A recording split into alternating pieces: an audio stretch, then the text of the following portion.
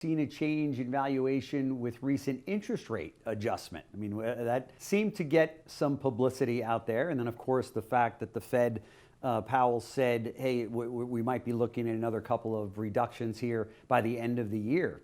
I would think that's big news. You really would think it. And of course, traditionally, as interest rates go down, valuations typically go up Hmm. because your cost of capital goes down. Yeah, And so sure. you're in a position as a buyer you can afford to borrow more, if Yeah. you will, right, for an acquisition.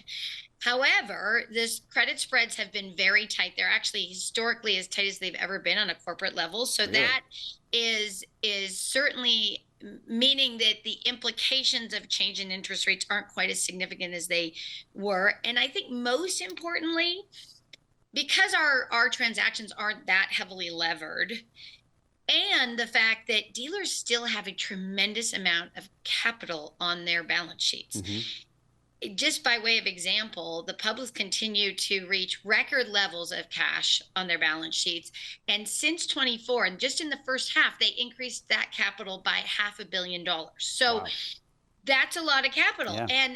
And while certainly individual dealers are seeing their balance sheets maybe shrink,